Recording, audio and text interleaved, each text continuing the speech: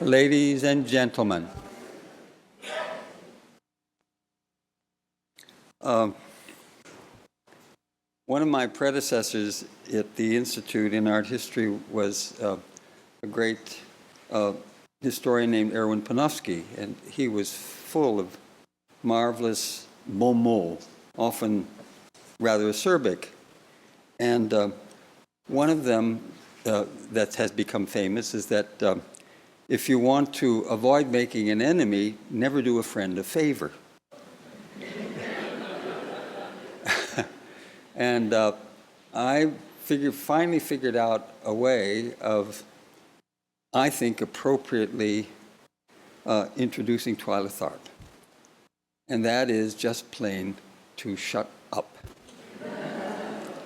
And all I want to say is that you may understand, those of you who were here earlier may understand what I mean when I say I have been in love with Twyla Tharp, that's true also, for quite a few years, and for reasons partly similar to those little angels that I talked about this morning. And it's above all because the way she moves. Twyla, speak.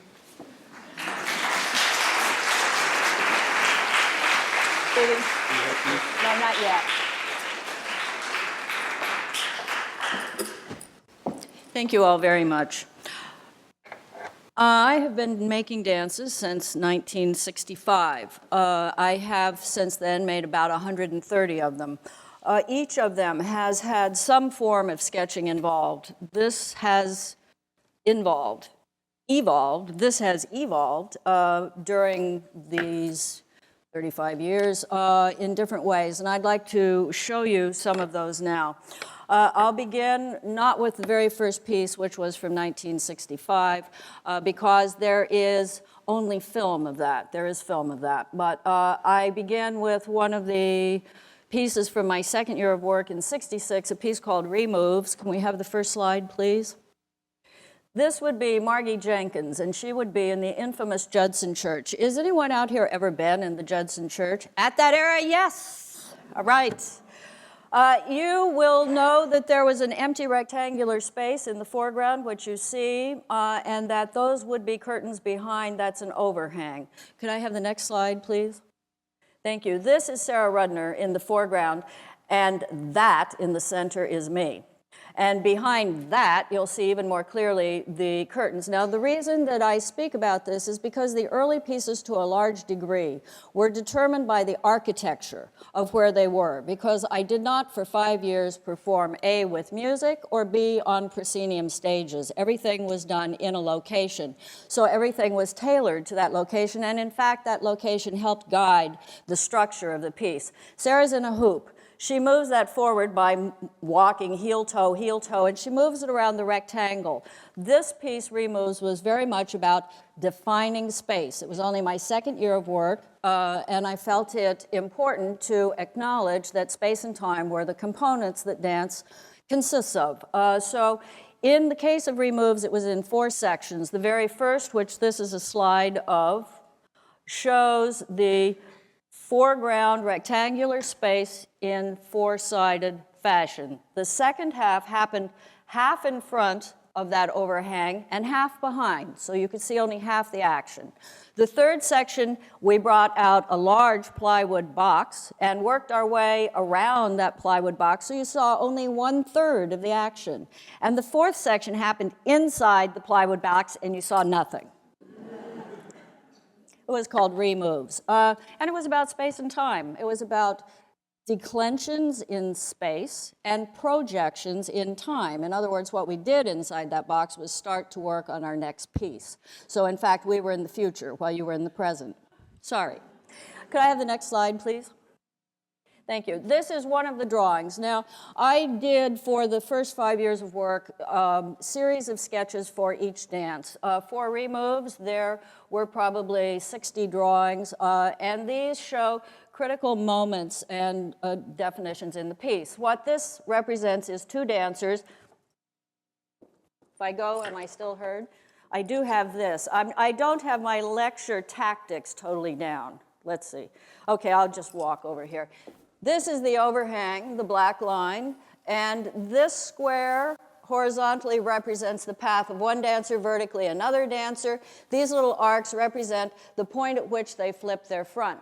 Now, removes handily was only in my second year. We really didn't have sophisticated steps. It was done very minimalistically. So they had to accomplish this path with trying to look not too dissatisfied, backing up, changing space, and now you'd be under the overhang and you wouldn't have to look at it anymore. That was the second section. The squiggly lines represent trying to discover a way to form a coordinate in time with space. This represents the floor path, the space. The time was an ingredient that took some while to work out. The X's show that these two dancers are facing the direction of the arrows and that they are simultaneously happening in space at that moment in time. Can I have the next one, please? This is a rendering that shows that that pattern happened twice, declining again in space. So space was constantly shrinking during the course of removes, from the full outer space to half, having the half, going into the thirds, and then into nothing. Okay, go ahead, please. This is language that accompanies the drawings, a fairly tedious way of describing what a piece is. And one of the only interesting things that I noticed when I tried to reread this like 30 years later is that the lower part, shoulders squarely aligned over hips, curves, blah, blah. Shoulders dip in slightly. Now that was very interesting because what I was saying is, okay, whatever the floor pattern, which we won't bother with here, is that you were carrying it square around or you were dipping. If you're dipping, you're gaining momentum. Everything about removes was this singular unit and did not have much momentum to it, but that was a key to where I would start going in the next piece, which was to try to build more momentum into the work. And that ultimately, I think, is the biggest lesson about sketching, which is for any working artist. Each work is a sketch for the next. Could I have the next slide, please? This is a sine curve. It is, in fact, the floor path of that language. Okay, next. And this is a dancer on the ground who is rolling while I'm in the foreground walking downstage. One of the things here was just to examine the very simplest possible modes of locomotion. Before I became satisfied, really, it's not that I hadn't studied dancing, I had. It's not that I didn't know the classical vocabulary, I did. It's not that I didn't know modern so-called ways of moving, I did. But I wanted to start at the very beginning, and I wanted to see what are the simplest modes of moving. And one of the problems was about circles, circular movement, and vertical horizontal movement. So within this rectangle, we transcribed all the very simple ways of circling. Could I have the next one, please? This developed into a circle. Could I have the next one, please? And now this is the infamous plywood box with the three dancers going around. I say infamous because a few people actually were there, not many. And the step for going around the box was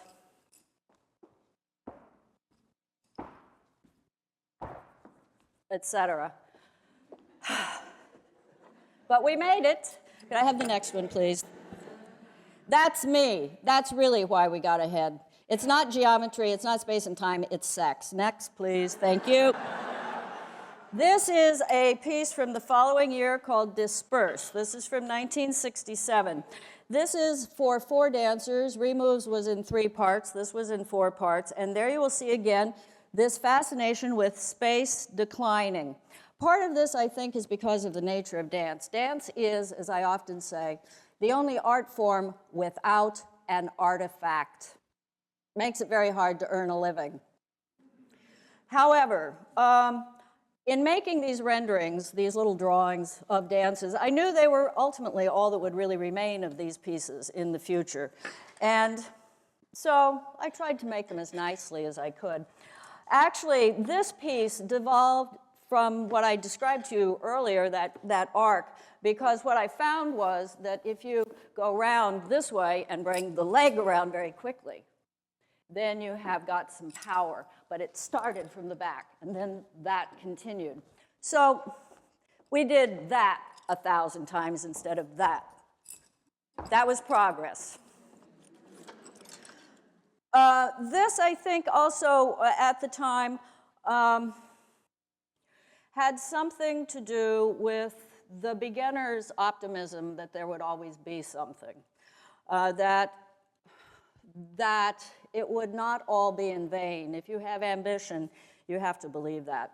So this particular piece harked back to the pre-Socratics with the concept of things are not going to disappear, even though it is a dance. Could I have the next one, please? This is another of the renderings for that same piece. In this set for Disperse, there are probably 20 of these drawings. The next one, please. This one's sheer creativity. It means absolutely nothing. It never did, it never will, but sometime in the future, someone will try. And what will they make? I do like the picture of that dance. Okay, could I have the next one, please? All right, this is beginning to get more sophisticated. This is from '69. This is a dance called Group Activities that here you see in 5 parts. It was really done for 10 dancers, so it became a way of duplicating parts. It also became this drive to see things simultaneously, because one of the tasks that has always interested me in dance is counterpoint, and I use that word exactly as it's used musically. How are parts linked together in such a way that they will support and can build to something that will be more than the simple sum of its parts? And in order to do that, I had to find a way to represent the simultaneity of movement. And this was a system that, at the time, made sense. Could I have the next one, please? This is a set of notes that belongs to something called After Suite. It was in '69. This is like an effort to show many sections of the piece simultaneously, an index, in effect. Could I have the next one, please? This is a template that I used to learn how to make better circles than the one you saw before. Could I see the next slide, please? This is somebody's part that started down there and came out down there. Could I have the next one, please? Now, these began to use tracing paper. And with the tracing paper, you'll see there's an indication for the first time of time. From 0 to 10 seconds to 20 seconds, it's the first theme, and it's a walking theme. There's obviously the starting point.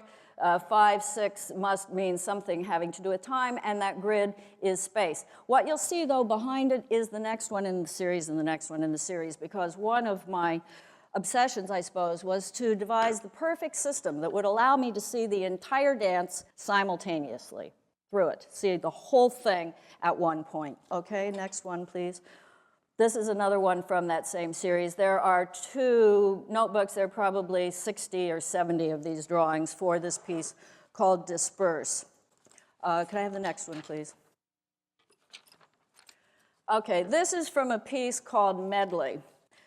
It was done in '69, and Medley, I had at that time 6 dancers, and Medley was a piece that had 60 dancers. So from each of the single dancers, I spun off 10 parts.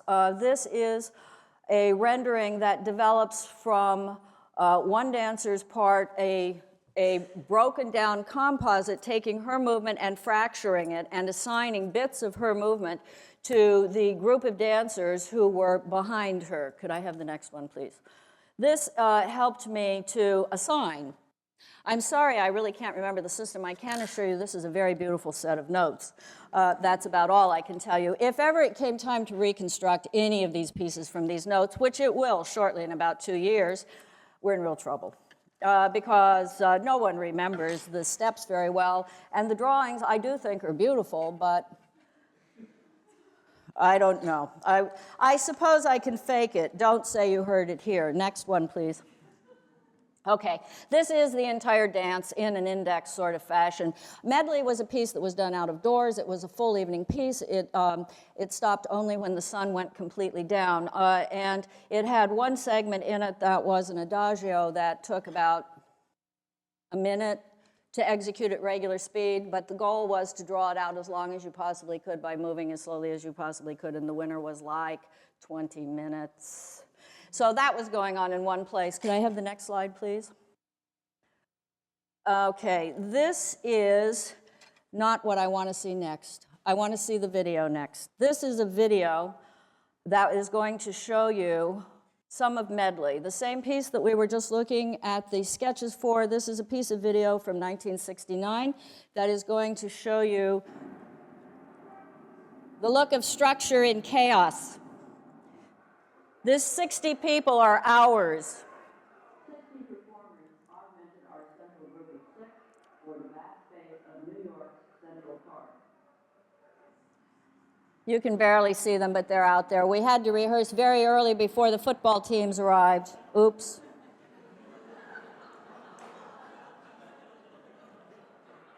That's what I was showing you. The squigglers back there are red dots. These are all red dots. Each of these is a red dot. That's the soloist. Those are the red dots. The kid is not ours.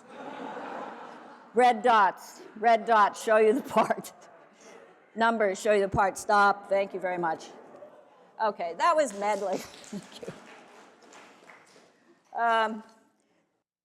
Dancing in the Streets, which is that slide we were on when I stopped you. Would you go back? No, the next one, please. That's that piece you just saw. Okay, thank you. Hold on there a minute. This Dancing in the Streets was also done in '69. It was a prolific year. This was another full-length piece, full evening work, and it was done for multiple spaces. It was performed first at the Athenaeum and then at the Metropolitan Museum in New York.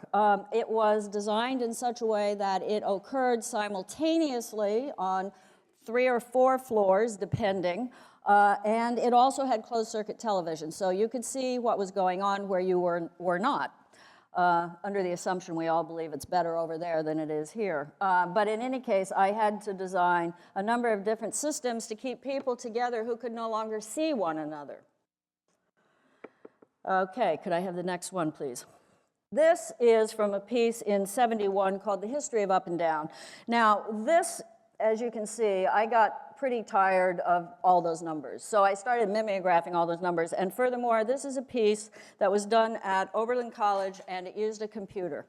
I fed the computer the information and said, spit back the dance. So I would not be able to tell you how it worked, but that was one of the pages that was used to accomplish this. Could I have the next one, please? Slide. Slide. Go, slide. Slide, go. Thank you. That's more of the computer's work. Why do I do this? I didn't for much longer. In fact, this one carried it to an extreme. It became, why are you using these systems? Because now you're feeding machines and no longer dancers at all. And in fact, The History of Up and Down was the last of the dances that were made with these kinds of systematic renderings that would project almost superstitiously in a medieval fashion that would give me an answer. So I gave up, I guess, finding the perfect one. And can I have now, please, these, I'm going to sort of summate here. These pieces are about 6 years of work. And going from the very simple rendering that you saw in removes to this more complicated thing, I had in fact evolved a way of coordinating time and space, and I could actually read these scores precisely as a conductor does and know who was where, when, and how things had to be coordinated. Notice that all these pieces were in silence. That means that there was no tonal reference point, and that, finally, I altered, having worked in silence for this period of time. I allowed that music would occur. Also, many of these renderings, not this one, because this one did project a piece, but many of them were after the fact. The dance was made, and then I drew the picture of the dance. I'm going to skip now 30 years, and I'm going to a piece that premiered last season with American Ballet Theater, which is the Brahms Haydn. Now, here, the music proceeds, and I, for a long time, didn't want to use music because I know that people are much more sensitive orally than they are visually. And that if I played music, people would respond first to the music, and that would color their perception of the movement. And I wanted to learn lessons about movement. But I think that what actually eventually happened is we just got very lonely in silence. And I started working with music. I always felt I had to earn the music, that I wasn't willing to just replicate it or be redundant, that I had to have a very special kind of relationship to it. And in fact, with Beethoven, I did in the last year and a half 3 works to Beethoven. Beethoven's Seventh, which was at the City Ballet, the Diabelli, and the Hammerklavier. And in doing these pieces, I said to myself, well, what, dear, have we got to add to Beethoven? And I said, well, let's think about this a minute, because I looked at it archaeologically, and I thought a lot about how Beethoven actually worked, about his working process, about the fact that he thought so much on his feet, that he had a series of sketchbooks, that his preliminary earliest sketch form was in a very small kind of sketchbook that he made that he could carry in his pocket so that he could write notes as he was walking. And I know that movement generates thought in a special kind of way. So I simply worked backwards as though I was archivating, digging up Beethoven, and went from the sound of the music to how he might have been moving when he generated it. That was how I bought in. Anyway, Brahms, the Brahms Haydn I did after the Beethoven Seventh, and for somewhat the same reasons. Brahms couldn't, of course, address a symphony for a very long time because he was so intimidated by Beethoven. I've always had the greatest regard for Balanchine, and having done the Beethoven at the City Ballet about 2.5 months later, I did the Brahms Haydn. And this piece is structurally a very, very sophisticated piece. And I would like to begin with what I began with, which is the theme. Would you be so kind as to play? Now, this is a very square piece of music. I might sing it. 2 and 2, 2 and 3, 2, 4, 2, 5. Guess what? Repeat. 2 and 2, 2 and 3, 2, 4, 2 and 5, 2. Repeat the whole A. 1. Okay, he stopped it. It's all right. I'll tell you what happens. He repeats his A theme, which is in 2 parts, which are not exact, but are referentially the same, both harmonically and rhythmically expanded the second time, but close enough, so it seems to be that. So it goes A sub 1, repeat the whole thing. His B is actually in 4s. Maybe you should play. He will do better than I. Okay, we're back at the beginning. 2, 3, 4, 5. Now it goes ahead, but a little larger, a little more elaborated. 2 and 2 and repeat. This is the full A repeat.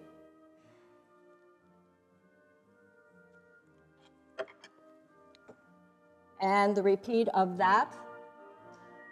2, 2 and 3, 2, 4, 2. Now we're going to the B. He goes to a unit of 4, 1. And he climbs, and he climbs, and he climbs. Now he descends in 4, 2, 3, 2. Now he's going to repeat his theme in 4, 1. Just in case you'd forgotten it already. 3, 2, 4. Now he's going to do a very smart thing. He's going to go to 2, up and over, 2, 2. Now he's going to repeat the 2, up and over. Now he's going to what we call take it home. 2, 2, 3, 2. Now he's going to repeat his whole B unit. 2, he's climbing. 3, 2, and 4, 2. Now he's going to descend. 2, and 2, 2, and. Now comes the theme again, and 1, 2, and 2, 2 and 3 and 2 and 4, 2. Now the halves, 1, 2 and 2. Repeat, 2, 2 and out, 2, 3. Okay, thank you very much. Now, that's a long time to take with somebody else's work in your lecture. However, it's important. That is the structure. He, like Beethoven, was very honest. And I had done the Diabelli variations and had studied them closely, so that I had learned that each one of those variations was not really a variation, it was really a metamorphosis of the theme, that he would maintain the structure without fail. A great artist is a very honest person, and Beethoven and Brahms are always honest. They don't cheat. So this theme is extremely well constructed. And in setting out to do the variations, my first task was to build a theme that would be solid, that would have enough room for expansion and yet that would be very clear and simple. And I also was severely handicapped in making this work. Essentially, I had 3 weeks to build this piece, and even more importantly, I had less than an hour to tech it before its first performance. By tech, I mean move it from the studio, which is of completely different dimensions than the stage, which has no entrances and exits, which has no quarter center marks. Get it on the stage, get it lit, get it into costume, and get it on in 45 minutes. I had to do a lot of planning. So I began by making sure that actually I'd completed the piece before I went in to rehearse. And one of the ways that I did this was to subliminally bring back some of these tactics and techniques I had learned a very long time ago. Could I have the next slide, please? This would be the cover of the score that I used. Now, why do I show you this? It's because with this particular score, which was an old second-hand one, I enjoyed the idea that I was already being very efficient. But more importantly, could I have the next slide, please? The structure of how it was laid out. This is the A theme up to the double bar, which is where the repeat is on the A theme. That I would use the structure literally of this page to build the template, just exactly like those concentric circles, to build the template for the dance. And that thereby, in each bar, I would know what was happening. Could I see the next one, please? Thank you. That's the back half of the theme. Could I have the next one? Okay, this you can't see very well, which is unfortunate, but before I had even committed to doing this piece, I laid out the theme and my directions of movement. I also laid out my cast because this was a big ballet. It had 5 principal couples. There are very few ballets with 5 principal couples. It had 2 demi-couples as leader of a chorus of 8 couples, which in effect was a double chorus. So each one of those persons had to be located in space, and their particular configurations and movement patterns made so that they would buttress one another from the get-go. Now, I'm going to actually show you a dancer, okay? Can we try to run these? This is going to be 2 tapes running simultaneously. And what you're going to see is the same 2 dancers, because I had only 2 dancers. I built most of the piece on 2 dancers. Okay, it's a cast of whatever, 30 some odd. I built most of it on 2 dancers, and you'll see them here doing the demi part, which is to the upstage, and the first of the principal couples parts. Okay, could we try to run this? Oops, stop. Oops, you gotta freeze. This is very hard to do. Whoop, back up. Stop. Back up. Back up. Okay, we're going to work just with this one. Back up.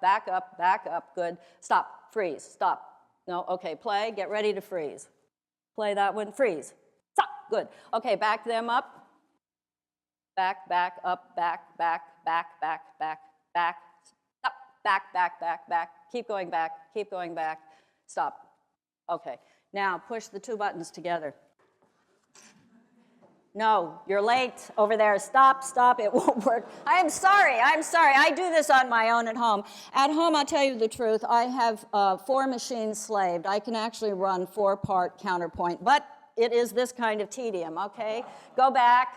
No, reverse, go back, that's it. Whoop, Stop, good, go forward and get ready to freeze. This is Michael, he's my good friend. Freeze. Freeze!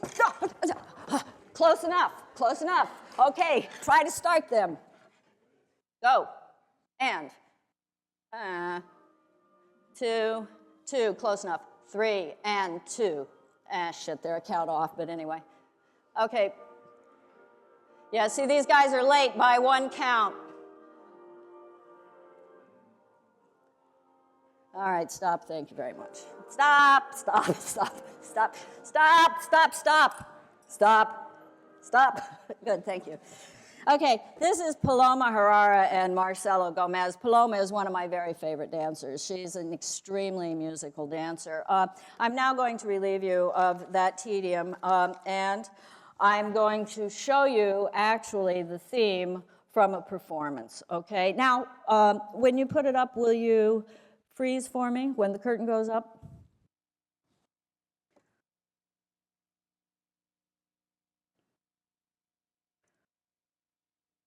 Is running, right?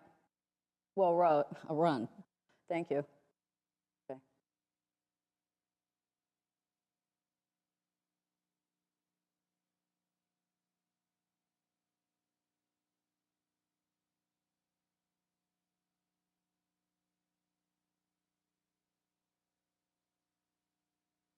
Okay, freeze.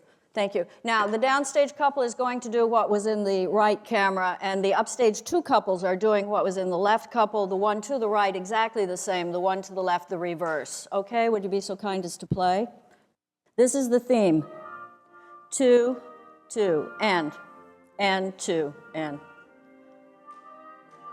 Now, exit the front couple, enter the second principal couple through the 2 demi couples.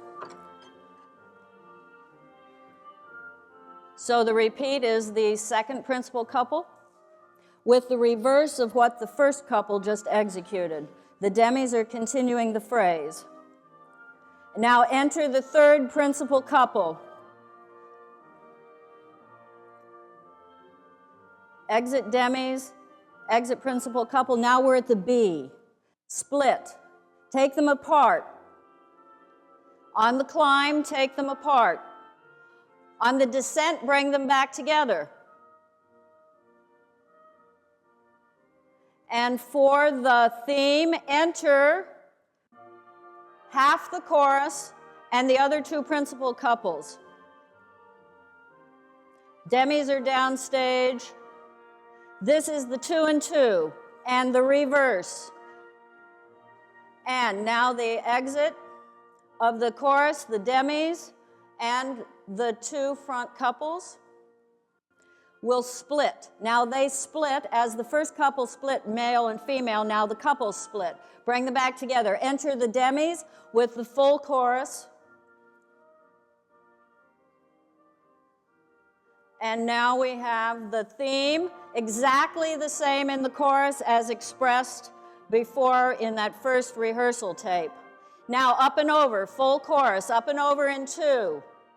And reverse in 2, and exit, 4 principals, 2 demis, full chorus. Okay, thank you very much. Thank you. Thank you. That's called orchestrating, and as much as anything, I learned it from Brahms. Brahms wrote this particular piece of music almost as an exercise. He wrote it for 2 pianos, and then he orchestrated it, and he took it to someone, I guess, that he respected greatly and said, "How have I done here?" And was told he'd done quite all right, at which point, at the age of something like 44, he said, "Okay, I guess I'm ready to try my first symphony." So he was brilliant, of course, chorally. And what his ear shows so clearly are all the parts. And so I thought of my demis, my principals, and my chorus in terms of tenor, alto, baritone, and so forth, so that nobody would step on anybody's toes, so that they would be in different areas of space, reinforcing the parts in that way rather than being duplicative. Okay, could I please now have the next music cut? This is the finale. I'm going to skip all the variations and just go to the finale. The finale before he plays is a very brilliant concept, and also very current, in that he decided to do a set of variations within the finale, and he did approximately, depending on who's counting, 23 complete variations in this finale. Go ahead. 2. Can you give us more volume? 3, 4, 5,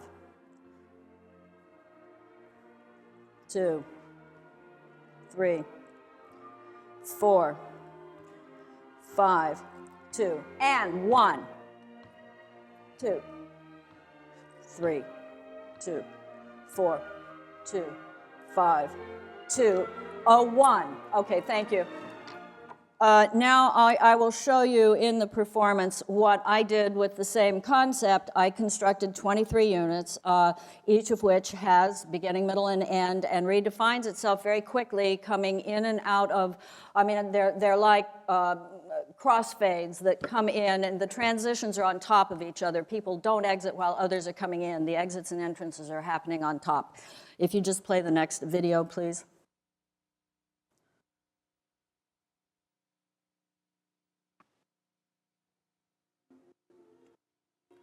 Oops. Okay, this is actually the next to last variation in the finale. I mean, before the finale.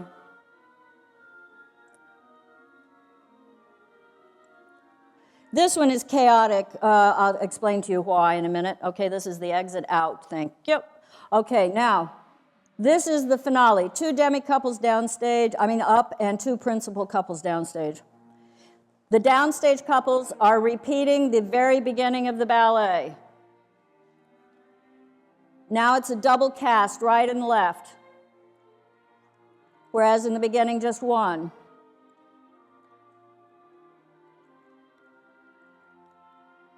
One, 2, 2, and 2, and 3. They're out of sync. They're not well enough rehearsed, but c'est la vie. 2, 2.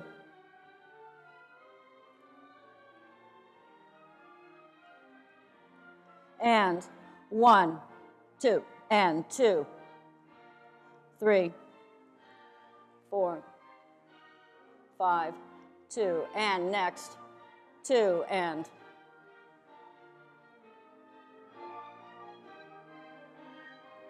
Now, repeating the very first demi-phrase, principal couples, 4th and 5th couples, full chorus, double chorus, A and B chorus. Lifting, half and half, now reversing and out of it.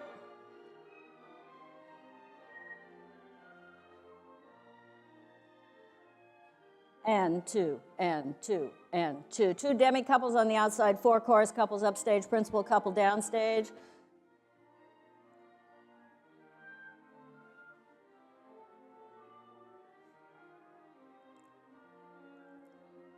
Next unit, 2, and 2, 2, and different principal couple downstage. 1.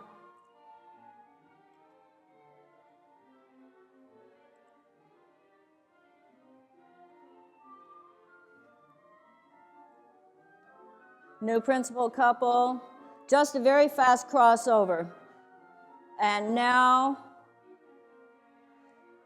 chorus exits, 2 demi-couples and 1 principal couple.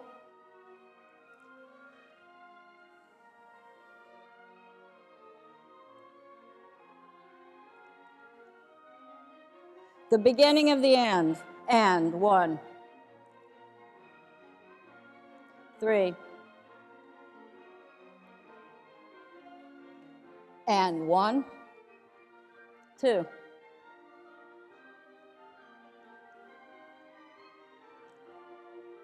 And 1, and 2. Michael, get ready to freeze, okay? Here comes the full chorus. And get ready, Michael. And stop it. Okay. This is the first time in the entire ballet that everybody is on stage simultaneously. This is a moment of unification. It took me 30 years to do it. Okay, go ahead. It's a moment, what can I tell you?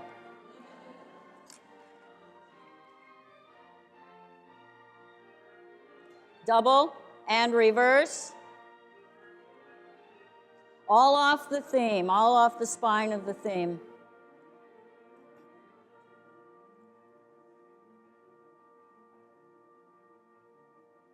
Two demis, half the chorus, one principal couple.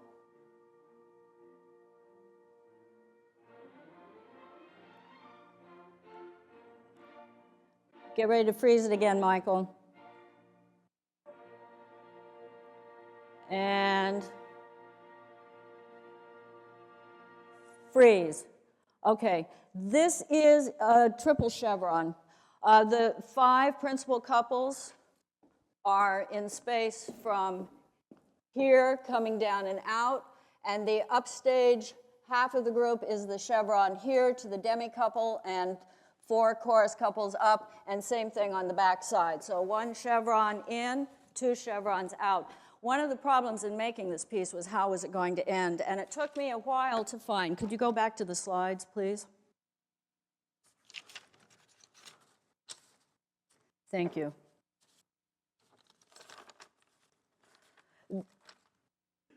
Yeah, keep going. This is still the initial sketches. This is the finale score. This is an index of all the 23 mini units that you just saw. Go ahead. This is a rendering that shows you for the 8, 7, right. 1, 2, I finally began to make my sketches so that I could actually read them and use them in rehearsal. You'll see these horizontal bars on either side are wings that indicate entrance points. The vertical are center and quarter, and each dancer is located in relation to that grid. Because I had 45 minutes to get it on stage, I made them rehearse it as though they were doing it on stage. Even though their space was not accurate, they were spaced in the studio. Go ahead, please. This is the next sequence. Go ahead. Thank you. Now, this is the final configuration that I showed you. Here is the chevron configuration that I finally found as a resolve, the elegant resolve for the principals downstage, featuring the 2 demi-couples and relating the chorus to those principals downstage. Okay, thank you. Could I have now the next slide, please? Yes, thank you very much. Now, in addition to these drawings, of course, I do my scribbles. There are probably 80 hard black little notebooks that contain in them all those things like napkins and diaries and tears and stuff like that. They have very raw first notes, not like these things that have had a certain amount of thought before being registered on paper. Every now and again in these notebooks there will be something that actually is important. This was 1 page in a notebook that I was doing at the time, or keeping at the time that I did the Brahms Haydn. And I realized that the key to making this choral simultaneity work was distance, unity, and tension. And I came to this because at the same time as I was making the piece, I was reading the Shakespeare sonnets. And the way in which the sonnets are organized by lines, by meter, made it very clear that what I had been dealing with for a long time, theatrically speaking, was conflict. A against B.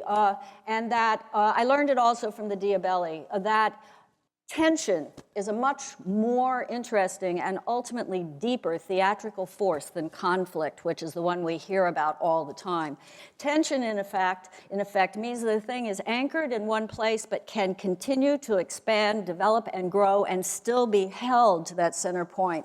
So in addition to the sonnets, I was also thinking about some of the Shakespeare plays and made of the 5 principal couples, I assigned them to Shakespearean roles. There was Romeo and Juliet, there was Antony and Cleopatra, there were the Twelfth Night twins, and there was all sorts of Midsummer Night's Confusion. I just know that because I do. know that. Okay, could I have the next slide, please? Okay, this is a pretty scary looking page. There are thousands of these. This is movement. This is what the raw stuff of dance looks like. That's it right there. Scary. Could I have the next one? Right, horrible. This one is rather more just a sort of mnemonic device. It reminds you of something. The one before actually attempts to describe, okay? I got my first video system in 1969. At that time, I began what is called improvising with video. But I also used it even then in a more disciplined way. Could I please have the next video? This is what I call it, or I think of now, I didn't then, I think of as a time lock. You'll see that this movement might think that this sequence was happening on the spur of the moment, yet it actually had been carefully rehearsed and could be repeated exactly.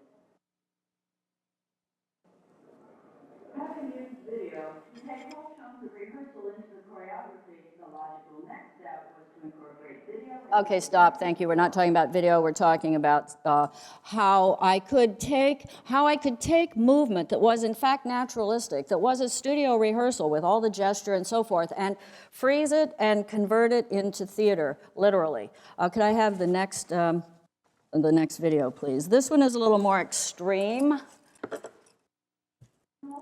Theatrical musical. There I was, up in the farmhouse attic, in a family way, and I made family dances filled with my feelings and references to all the old guys. This was about 7.5 months, maybe. During the time I was pregnant, every week I recorded movement that I could do without miscarrying on video. And this is one of the later ones.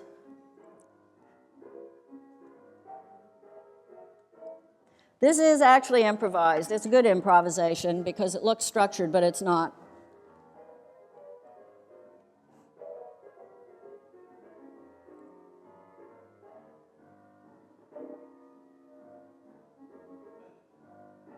Hey, it's better than nothing.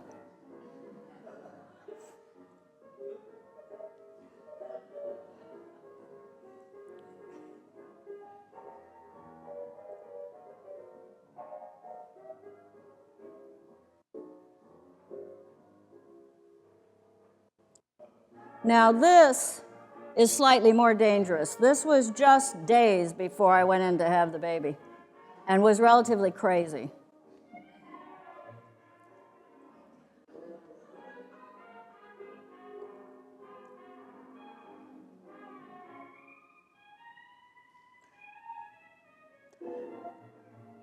And this is what it became. Fondly known as the drunk, it was really the experience of being disequilibrialized. I wasn't drunk.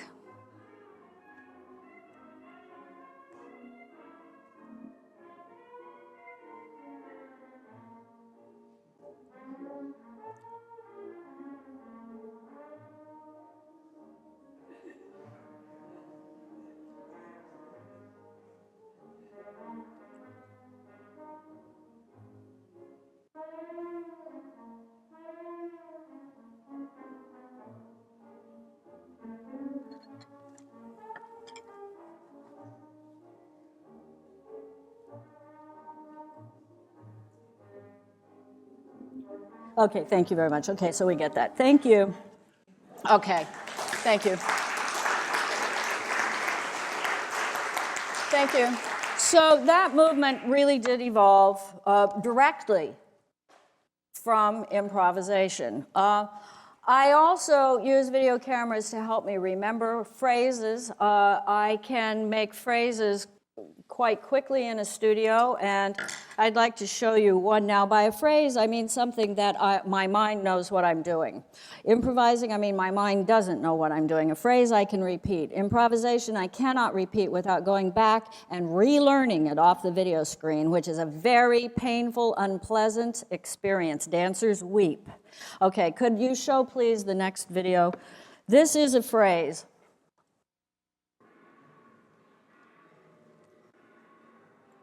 More volume.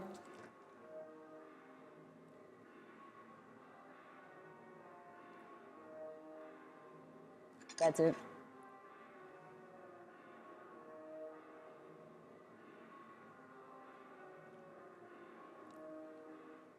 Okay, thank you very much. Now, would you show the next one? This is the same phrase on a different piece of music in the studio.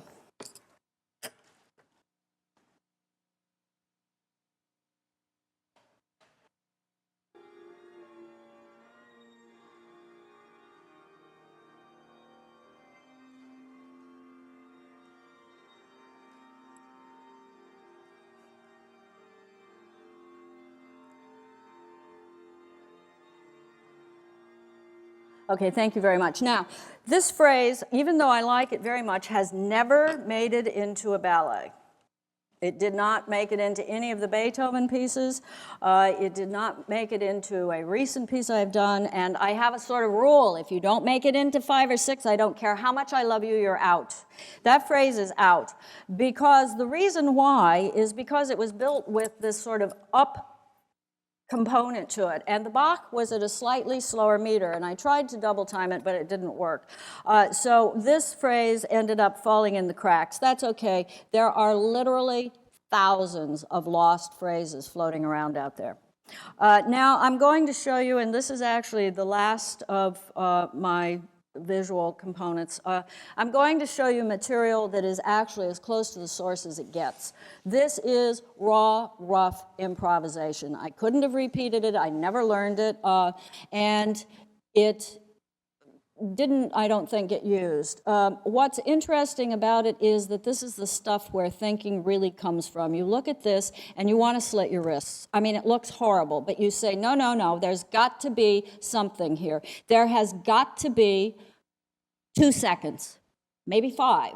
And I count 10 seconds out of 3 minutes, a goodly chunk of time. And my ratio is enormous. I mean, it's like probably 30-to-1 by the time all is said and done. So this tape that I'm going to show you is genuine improvisation, and it's already a second edit. It's already been dubbed down once, which means that you'll see cuts in it where material has already been dropped out.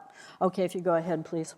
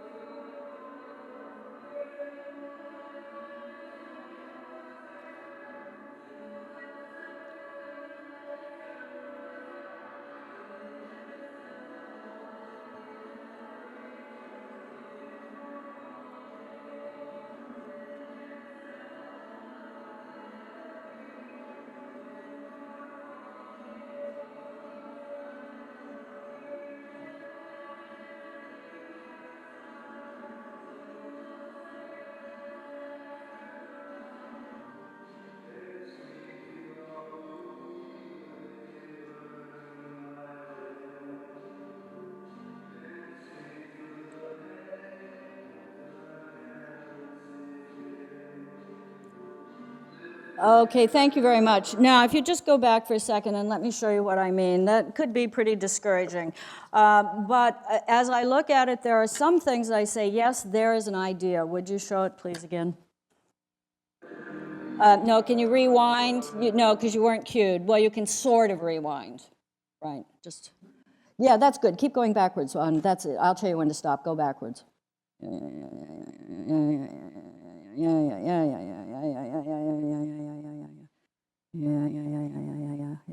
Woof. Okay, woof, woof, woof. Okay, now go ahead. You'll see here, go ahead, that... Okay, there's an idea. Thank you. There's an idea. Just stop it for a second. The idea is that you have a very fast piece of movement and pulled in slowly. Okay, that's an idea. Go ahead. It will not be that same piece of movement, but it's an idea.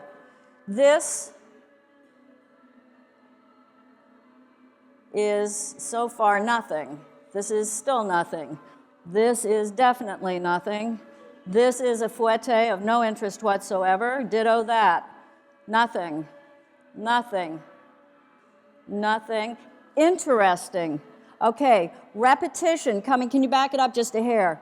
Repetition coming out of, back it up, back, woof, back, a little more, back.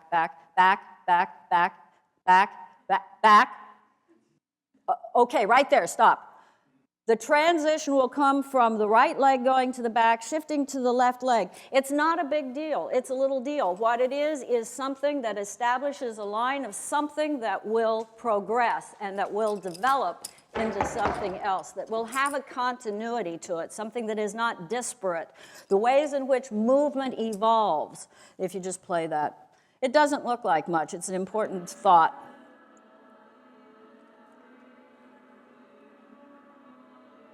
Good. Okay, now this is nothing. But this is interesting because this is around a very vertical spine, quite a lot of movement. That's interesting. This is a little piece of repetitive movement. Not very interesting. This is Leonard Cohen, of course.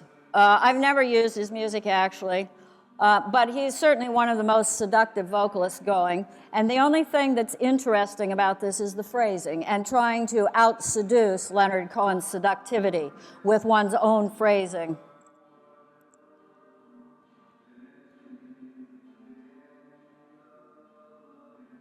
Seductive people are very clever.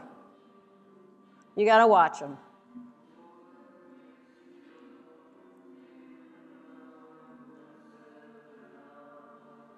Okay, thank you.